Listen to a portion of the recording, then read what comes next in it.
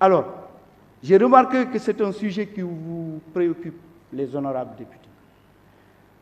Je m'en réjouis, c'est un sujet important, effectivement, qui touche à l'avenir de nos enfants, puisque ce sont eux qui vont rembourser les emprunts d'aujourd'hui. Mais commençons d'abord à analyser les ratios, les indicateurs d'endettement.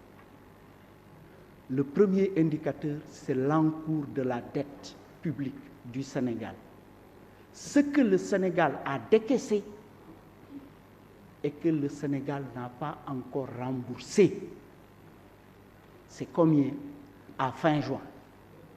Et ce sera combien en fin décembre? À fin juin, c'est dans le rapport, l'encours de la dette du Sénégal, dette totale de l'administration centrale. Je vais revenir sur les 75% dont vous avez parlé. C'est 11 326 milliards au 30 juin.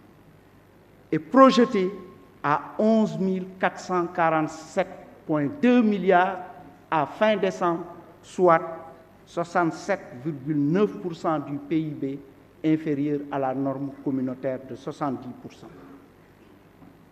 Mais cet encours de la dette, ce qu'on a déjà décaissé et qu'on n'a pas encore remboursé, c'est constitué de quoi?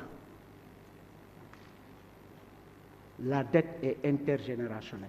Ça transcende les régimes politiques. Je vais vous la démontrer. Avant 2000, il y a au moins plus de 150 milliards qui y sont, et c'est normal. Le barrage de Diamant et de Manantali est un projet important pour ce pays.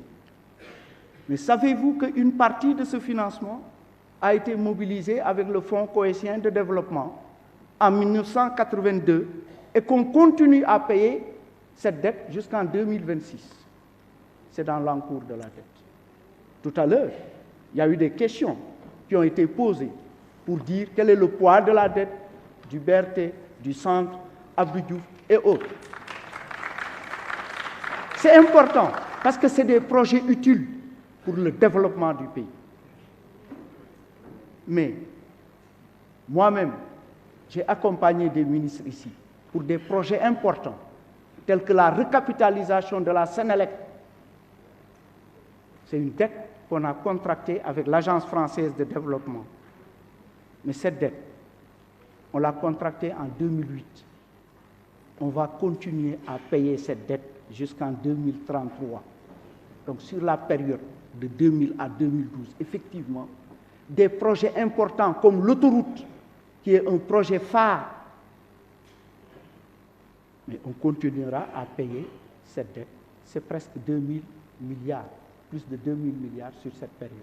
C'est pourquoi je dis la dette, elle est intergénérationnelle et que ça transcende les régimes politiques. Je tenais à donner véritablement les chiffres. Maintenant, est-ce que cette dette est supportable? Et qu'est-ce qu'on en a fait?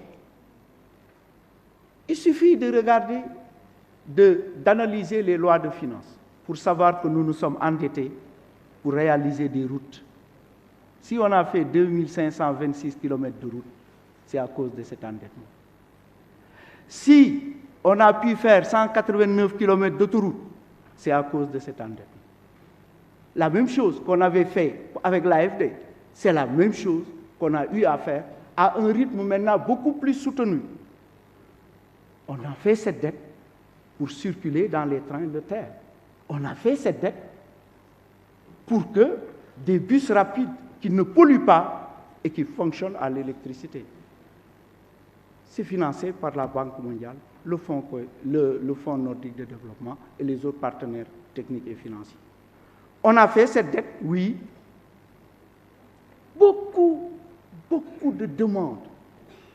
J'ai été vraiment touché par le plaidoyer du député de Sédhiou. Je ne comprends pas Socé, mais je sais qu'elle a parlé du désenclavement, des problèmes de réseau et autres. Mais pourtant, c'est avec cette dette qu'on a réalisé 6673 km de pistes pour désenclaver les zones de production. Oui, on a fait cette dette pour faire des forages dans le monde rural. Le taux d'électrification, le taux d'hydraulique rurale est passé de 80% à 95,1%. Voilà ce à quoi cet endettement a servi. Je tenais à dire ça, à indiquer aussi que oui, il fallait cet endettement pour bâtir des écoles, faire 35 897 salles de classe, il fallait cet endettement pour pouvoir le faire. Il fallait aussi cet endettement pour construire des instituts supérieurs d'enseignement professionnel. Oui, il fallait le faire. Mais nous nous endettons parce que les besoins sont immenses et leur prise en charge ne peut pas attendre. C'est vrai. Bien sûr, il faut une bonne politique d'endettement. Vous avez raison. C'est pourquoi on vous a envoyé la stratégie de dette à moyen terme. Et j'ai vu que vous l'avez bien exploitée, cette stratégie de dette à moyen terme, qui est un document annexe du projet de loi de finances. Mais je peux vous rassurer, la politique d'endettement du Sénégal est saluée par les meilleurs juges de l'endettement. Je veux parler des prêteurs eux-mêmes.